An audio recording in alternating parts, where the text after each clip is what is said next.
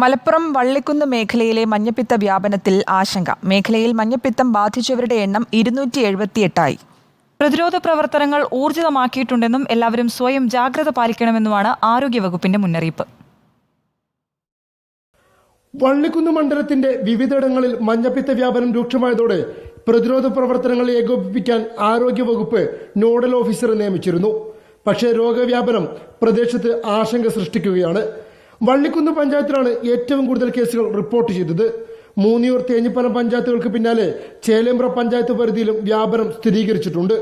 വള്ളിക്കുന്ന് 168, മൂന്നിയൂർ 80, തേഞ്ഞിപ്പലം 11, ചേലേമ്പ്ര 19 എന്നിങ്ങനെയാണ് ഇപ്പോഴത്തെ രോഗബാധിതരുടെ എണ്ണം. ആശങ്കകൾക്ക് പരിഹാരം കാണണമെന്നും മെഡിക്കൽ സൗകര്യങ്ങൾ വർദ്ധിപ്പിക്കണമെന്നുമാണ് നാട്ടുകാരുടെ നിലപാട്. വള്ളിക്കുന്ന് ഗ്രാമപഞ്ചായത്ത് ആരോഗ്യവകുപ്പും ചേർന്ന് കൊടക്കാട് 15-ാം വാർഡിൽ മുനീർ ഇസ്ലാം മദ്രസയിൽ വെച്ച് 280ഓളം ആളുകളുടെ സാമ്പിൾ പരിശോധിക്കുകയും അതിൽ 16ഓളം ആളുകൾക്ക് പോസിറ്റീവ് റിപ്പോർട്ട് ചെയ്യുകയും ചെയ്തിട്ടുണ്ട്.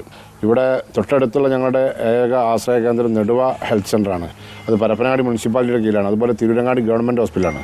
ഈ 2 ഹോസ്പിറ്റലുകളിലും നിലവിൽ ലാബ് ടെക്നീഷ്യൻ ഇല്ലാത്തതും പിന്നെ അവിടുത്തെ വലിയ തിരക്കും ഈ പ്രദേശത്തെ പാവപ്പെട്ട ജനങ്ങൾക്ക് ഒരുപാട് പ്രയാസം അനുഭവിക്കുന്നുണ്ട്. പ്രദേശത്തെ വിവാഹ സൽക്കാരത്തിൽ പങ്കെടുത്ത 18 പേർക്കാണ് ആദ്യം രോഗം സ്ഥിരീകരിച്ചത്. ഇപ്പോൾ രോഗബാധിതരുടെ എണ്ണം 278 ഉയർന്നു. എന്നാൽ രോഗ ഉറവിടം എവിടെ നിന്നാണ് എന്നതിൽ അവ്യക്തത തുടരുകയാണ്. നിലവിൽ അവിടുത്തെ സാഹചര്യത്തിൽ അവിടുത്തെ വെള്ളം പരിശോധിക്കുകയും ഞങ്ങൾക്ക് നെഗറ്റീവായിട്ടൊന്നും കാണാൻ സാധിച്ചിട്ടില്ല എന്നും സാധാരണഗതിയിലുണ്ടാകുന്ന വെള്ളം പരിശോധിച്ചപ്പോൾ 0.56% ഈക്വൽ ബാക്ടീരിയയുടെ സാന്നിധ്യമുണ്ട് എന്നാണ് അറിയാൻ സാധിച്ചത്. ബോധവൽക്കരണത്തിലൂടെ പ്രതിരോധ പ്രവർത്തനങ്ങൾ ഊർജിതമാക്കാനാണ് ആരോഗ്യവകുപ്പിന്റെ ശ്രമം. റിപ്പോർട്ടർ, മലപ്പുറം.